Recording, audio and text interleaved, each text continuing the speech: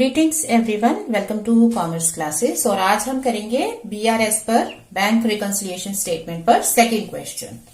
जो क्वेश्चंस मैं ले रही हूं, I am trying to incorporate maximum possible transactions.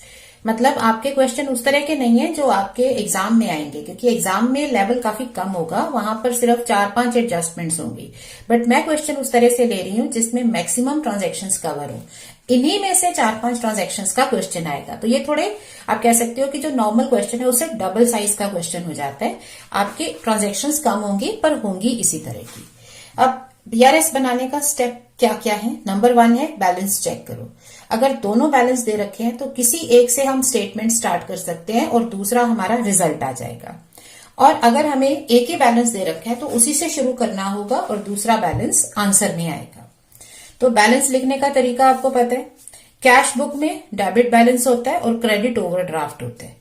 Passbook इसकी बिल्कुल रिवर्स चलती है, क्योंकि पासबुक हम नहीं बना रहे हैं, वो बैंक बना रहे हैं और बैंक के लिए हमें कस्टमर बन जाते हैं। तो जो हमारा रिलेशन है ना अपनी कैश के साथ, बैंक का हमसे रिवर्स रिलेशन हो जाएगा। जो हम बैंक में पैसा जमा कराते हैं हमारे लिए डिपॉजिट है, बैंक के लिए लाइबिलिटी है। तो बैंक के पास हमारा जो बैलेंस पड़ा हुआ है वो उसे एज अ लाइबिलिटी क्रेडिट कहता है, और अगर हमने ओवरड्राफ्ट किया है तो वो उसे एसेट कहता है।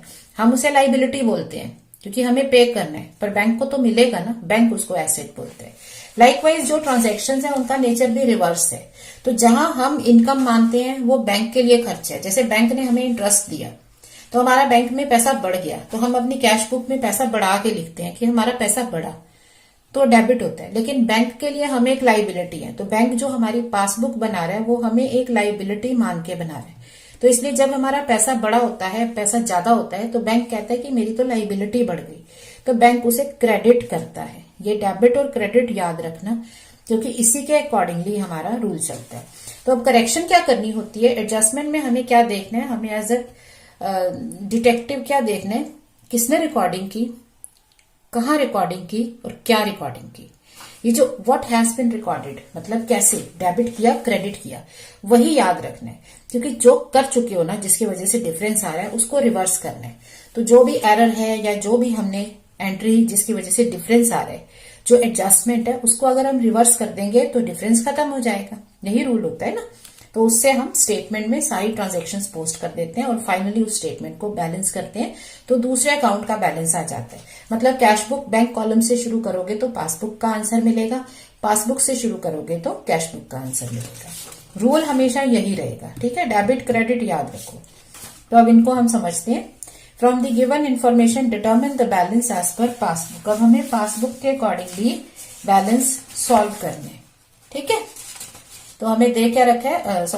Balance as per passbook of Vinay is given determine, तो वही हमें पासबुक का बैलेंस सॉल्व करना है। इसका मतलब हमें कैश बुक दिया हुआ है। तो अब हम फॉर्मेट से क्वेश्चन स्टार्ट करते हैं और पढ़ के एक एक करके ट्रांजेक्शन्स लिखते जाएंगे, ठीक है। तो सबसे पहली चीज हमें क्या बनानी है? बैंक रिकंसिलिएशन स्टेटमेंट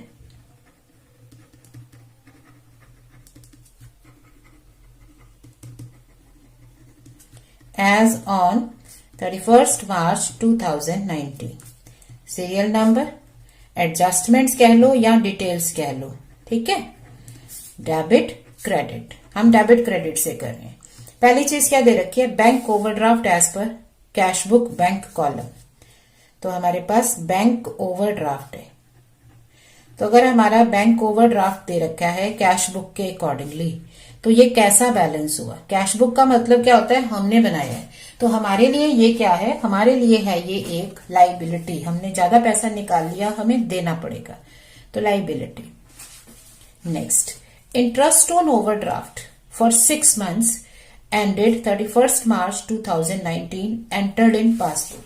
क्योंकि हमने अब ओवरड्राफ्ट किया हुआ है, पैसा ज्यादा निकाला हुआ है, तो बैंक हमसे इंटरेस्ट चार्ज कर रहा है। इंटरेस्ट ऑन ओवरड्राफ्ट बैंक ने हमसे चार्ज किया, क्योंकि जो पैसा देता है वो इंटरेस्ट लेता है ना।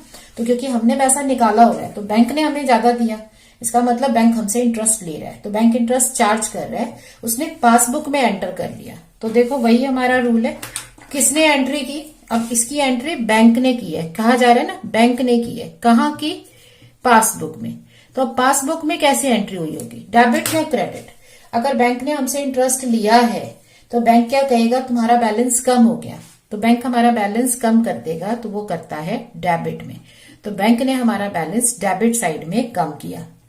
ठीक है, तो इंटरेस्ट ऑन ओवरड्राफ्ट, तो जब बैंक हमारा पैसा कम करता है तो वो हमारा डेबिट करता है, और हमारा पैसा बढ़ता है तो बैंक क्रेडिट करता है, क्योंकि बैंक हमें लाइबिलिटी मानता है। तो अब इसकी करेक्शन क्या होगी, क्योंकि बैंक ने डेबिट किया है तो करेक्शन के लिए क्या करेंगे, इसे क्रेडिट कर देंगे। नेक्स्ट है चेक्स इश्यूड।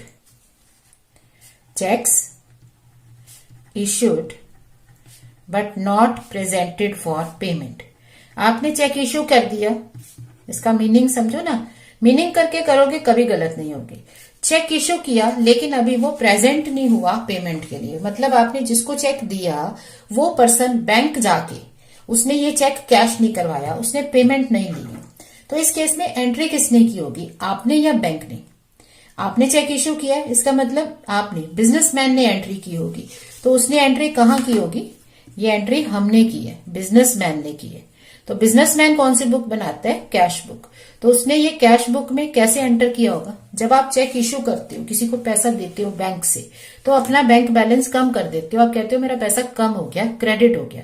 तो अब क्योंकि आपका पैसा कम हुआ, क्रेडिट हुआ, लेकिन वो पर्सन बैंक तो गया नहीं, तो बैंक ने तो कमी नहीं की ना, इसीलिए डिफरेंस आ रहा है। डिफरेंस का रीजन ही यही है। तो अब इस एडजस्टमेंट को करेक्ट कैसे करेंगे, क्योंकि वहां क्रेडिट किया है तो अब हमें क्या करना पड़ेगा, डेबिट। रिवर्स का रूल है ना, अनडू, जो पहले कर चुके हो ना उसका रिवर्स कर दोगे तो गलती सुधारी जा सकती है ना। नेक्स्ट है चेक्स रिसीव्ड। चेक रिसीव्ड, आपको चेक मिला था लेकिन बैंक ने रिटर्न कर दिया, ठीक है, नॉट येट रिकॉर्डेड। अब ये जो रिटर्न हुआ है ना, ये रिटर्न रिकॉर्ड नहीं किया, ध्यान से ना। भाई चेक आपको मिला, आपने बैंक में जमा कराया होगा, तो वो अभी कैश बुक में रिकॉर्ड नहीं हुआ, इसका मतलब बैंक ने तो रिकॉर्ड कर लिया ना। तो बैंक ने कैसे रिकॉर्ड किया होगा, अगर आपके चेक पे पैसा ही नहीं आया तो बैंक तो आपका पैसा कम कर देगा। तो बैंक ने पैसा कहाँ कम किया होगा, बैंक ने पैसा कम किया होगा डेबिट साइड में। इसकी वर्किंग, बैंक ने रिटर्न किया है तो बैंक ने हमारा पैसा डेबिट कर दिया। तो अब हमें क्या करना पड़ेगा, क्रेडिट। ठीक है, इसको अदर वे राउंड ऐसे सोच सकते हैं, जब हम चेक लेके जाते हैं बैंक में जमा कराते हैं तो हम अपनी कैश बुक में पैसा बढ़ा देते हैं, हम अपनी कैश बुक में डेबिट कर देते हैं कि ये चेक बैंक में गया, पैसा आ जाएगा। तो कैश बुक में डेबिट कर दिया। अब टेक्निकली बैंक भी उसको क्रेडिट करेगा, बैंक को पैसा मिलेगा, बैंक हमारे अकाउंट में क्रेडिट कर देगा, बढ़ा देगा हमारे अकाउंट में। लेकिन अब वो चेक तो रिटर्न हो गया, उस पर पैसा आया ही नहीं। तो इस तरह से सोचे तो क्या है, हमने अपने अकाउंट में डेबिट कर लिया है, बैंक ने कुछ नहीं किया क्योंकि उसको पैसा मिला नहीं, उसने चेक ही वापस कर दिया कि ये लो अपना चेक, इस पे पैसा नहीं आ रहा। तो आपने डेबिट किया हुआ है ना, तो जो किया है उसका रिवर्स करो, तो उसको क्रेडिट करो। तो जिस भी अंडरस्टैंडिंग से इसको लोगे, इसका क्रेडिट में आंसर आएगा। अच्छा, check deposited in bank not yet cleared. आपने चेक्स डिपॉजिट किए लेकिन अभी क्लियर नहीं हुए, तो इसको कैसे करेंगे। आप हर ट्रांजैक्शन के बाद पॉज दे सकते हो अपने वीडियो को और सोच सकते हो क्या करना है। अब किसने बैंक में डिपॉजिट कराया cheque, who did it, businessman. Businessman ने चेक जमा कराए, तो वो किस बुक में एंट्री करेगा, वेयर विल यू रिकॉर्ड। आप कहाँ रिकॉर्ड करते हो, बिजनेसमैन कैश बुक में रिकॉर्ड करते हैं। हाउ, कैसे। बिजनेसमैन ने क्या किया, चेक जमा कराया। तो जब आप चेक बैंक में जमा कराते हो, आप कहते हो मेरा बैंक में पैसा बढ़ गया, तो आप कैश बुक में पैसा बढ़ा देते हो, डेबिट कर देते हो। तो इसकी करेक्शन क्या होगी, डेबिट की करेक्शन है क्रेडिट। ठीक है, तो उसने डेबिट किया, अब क्रेडिट कर दोगे। नेक्स्ट है interest on investment directly collected by bank.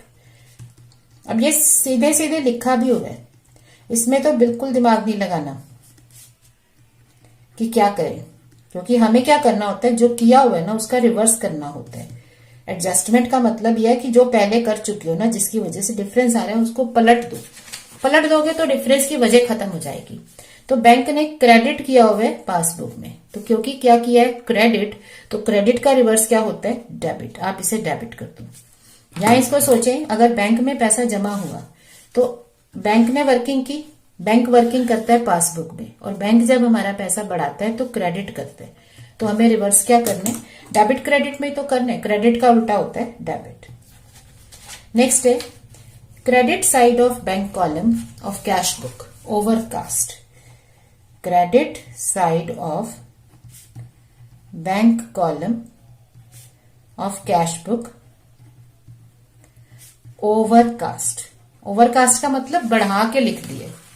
तो अब क्या करें इसको, आपने एंट्री कहां की है, एंट्री की है कैश बुक में, ठीक है। किसने की है, आपने की है, कैश बुक में एंट्री करिए। क्या एंट्री करिए, क्रेडिट साइड बढ़ा दी है 1500 से। अब सिर्फ ये नहीं है कि क्रेडिट किया या डेबिट किया, आपने क्रेडिट साइड को बढ़ा के लिखा है। तो अगर क्रेडिट साइड को बढ़ा दिया है तो उसे क्या करना पड़ेगा, क्रेडिट बढ़ाने का उल्टा क्या है, क्रेडिट कम कर दो। तो क्रेडिट का कम कैसे होता है, क्रेडिट का उल्टा होता है डेबिट। जो किया उसका रिवर्स करो। तो क्योंकि क्रेडिट बढ़ाया है तो क्रेडिट कम करना है, लेकिन हम क्रेडिट में कम तो माइनस तो लिखते नहीं है, तो हम क्या कर देते हैं उसको डेबिट में। तो हम उसको क्रेडिट साइड बढ़ाई है, इसका रिवर्स क्या है, क्रेडिट साइड कम करो। तो कम कैसे करोगे, रिड्यूस कैसे करोगे, उसको डेबिट करके। तो हम इसे सीधे डेबिट साइड में लिख देंगे, ठीक है, 1500। अब नेक्स्ट ट्रांजेक्शन क्या है,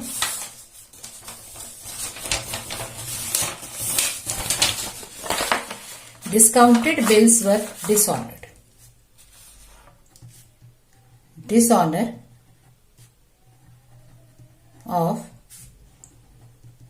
discounted bills, दो चीजें हैं, एक तो बिल डिसऑनर हुआ और दूसरा उसके बैंक चार्जेस लग गए। अब बिल डिस्काउंट होने का कॉन्सेप्ट अब आपको समझ आ जाना चाहिए। मैंने एक दो बार बताया है, आपको बिल किसी से मिलता है कि वो आपको थोड़े टाइम बाद पेमेंट करेगा, तो आप उसको बैंक के पास ले जाते हो और बैंक से उस पर पैसा ले लेते हो। अब टाइम पर बैंक को वो बिल पर पैसा वापस चाहिए। अब अगर जिस पर्सन ने बिल आपको दिया, अगर वो पैसा वापस नहीं कर रहा तो आपको देना पड़ता है। बैंक आपसे वापस ले लेता है कि आपने तो कहा था पैसा आएगा, आया ही नहीं इस बिल पे पैसा, वापस करो हमारा पैसा, ठीक है। तो बिल जब डिस्काउंट होते हैं उनको ऑनर करना पड़ता है। ऑनर मतलब उनकी पेमेंट बैंक को चाहिए। अब क्योंकि वो डिसऑनर हो गया, इसका मतलब उस पर पेमेंट नहीं आई, तो वो पेमेंट बैंक आपसे लेगा। तो इसका मतलब इसको बैंक ने रिकॉर्ड किया है, आपकी पासबुक में रिकॉर्ड किया है और आपकी पासबुक में से पैसा निकाल दिया, कम कर दिया, मतलब डेबिट कर दिया। बैंक तो डेबिट करके कम करता है ना, तो इसका रिवर्स क्या होगा, क्रेडिट। तो जो डेबिट किया उसको क्रेडिट कर दो। उसके बाद बैंक ने चार्जेस भी लगा लिए, तो बैंक के चार्जेस भी बैंक की नोट कर रहा होगा, पासबुक में नोट कर रहा है, और जब वो चार्ज लगाता है तो हमारे पैसे कम करता है। लाइबिलिटी है ना हम, तो वो पैसा कम कर देगा 40 रुपीज से। तो 40 रुपीज से उसने हमारा अकाउंट कम कर दिया। नेक्स्ट क्या है, insurance premium directly paid by bank. तो अगर बैंक ने हमारा प्रीमियम पे कर दिया, बैंक ने क्या किया, हमारे इंश्योरेंस का प्रीमियम पे कर दिया। Who did it, bank. क्या किया, पेमेंट। बैंक ने हमारे लिए पेमेंट कर दी, कहां की, पासबुक में रिकॉर्ड करेगा। कैसे करेगा, डेबिट या क्रेडिट। जो पासबुक में हमारा पैसा कम होता है तो क्रेडिट होता है या डेबिट होता है, पासबुक में डेबिट होता है, क्योंकि बैंक के लिए हम लाइबिलिटी हैं, तो लाइबिलिटी में कमी डेबिट, तो बैंक डेबिट करता है। आप उसकी जगह जाके सोचोगे, ठीक है। तो अगर इसने डेबिट किया है तो अब इसको रिवर्स कैसे करेंगे, आप क्रेडिट कर दो, डेबिट का उल्टा क्रेडिट। बैंक चार्जेस, बैंक ने चार्जेस ले लिए हमसे, इसका मतलब वर्किंग किसने की, बैंक ने। कहां वर्किंग की, पासबुक में। क्या वर्किंग की, क्योंकि उसने हमसे चार्जेस लिए तो उसने हमसे पैसा कम किया, तो बैंक में कमी होती है डेबिट। बैंक हमारे पैसे डेबिट में, पासबुक में डेबिट में कम करता है, तो डेबिट किया है, अब आप कर दो क्रेडिट, ठीक है। Finally cheques issued but wrongly recorded. Cheques issued but wrongly recorded in cash column. Cheque issue हुआ लेकिन वो कैश बुक में रिकॉर्ड हो गया गलती से, बैंक के कॉलम की जगह कैश कॉलम में। अब देखो एंट्री दो लोगों को करनी होती है। आप अगर एंट्री करते तो आप अपनी कैश बुक के बैंक कॉलम में एंट्री करते। अब ये चेक बैंक के पास गए होंगे, बैंक इसकी एंट्री करेगा पासबुक में। तो अब यहाँ पर बैंक कॉलम में एंट्री हुई है या पासबुक में एंट्री हुई है, क्योंकि आपने तो एंट्री की नहीं, तो आपने तो नहीं की एंट्री। बैंक के पास जब ये चेक आया होगा, बैंक ने उसकी एंट्री कर दी। पासबुक में पैसा क्या किया होगा, क्योंकि चेक आपने दिया है तो पैसा कम कर दिया, तो पासबुक में कमी होती है डेबिट, है ना। तो बैंक ने यहाँ पर वर्किंग की है, इस पैसे को हमारे अकाउंट में डेबिट किया है, तो डेबिट की करेक्शन क्या होगी, क्रेडिट। इस तरह से हमने सारी ट्रांजैक्शंस को डेबिट और क्रेडिट के फॉर्म में रिकॉर्ड कर लेने। अब आप टोटल कर लो सबको, ठीक है, और इस साइड का भी आप टोटल करोगे।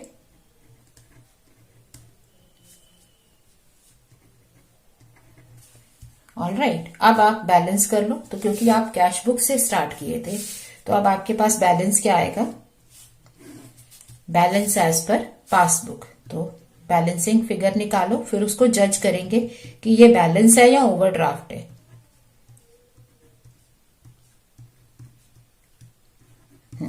तो यहां डेबिट में आ रहा है, तो अगर बैंक पासबुक में बैलेंस, ये पासबुक का बैलेंस निकलेगा, क्योंकि कैश बुक से हमने स्टार्ट किया था, तो पासबुक का बैलेंस है। क्योंकि डेबिट आ रहा है तो पासबुक में डेबिट क्या दिखाता है, ओवरड्राफ्ट। तो ओवरड्राफ्ट एज पर पासबुक, तो बैंक में हमारा माइनस में पैसा है। तो इस तरह से हम डेबिट क्रेडिट के रूल के अकॉर्डिंगली बीआरएस बनाते हैं। आई होप ये रूल आपको अब समझ आ रहे हैं। तो आप अपनी बुक से सिंपल सिंपल क्वेश्चन प्रैक्टिस कर सकते हो जिसमें लिमिटेड ट्रांजैक्शंस है, क्योंकि अल्टीमेटली ट्रांजैक्शंस तो यही होने वाली हैं। बस मैं ज्यादा ट्रांजैक्शंस करवा रही हूँ, बुक के क्वेश्चंस में थोड़ी कम ट्रांजैक्शंस है। So stay learning and practising, stay smiling. Thank you.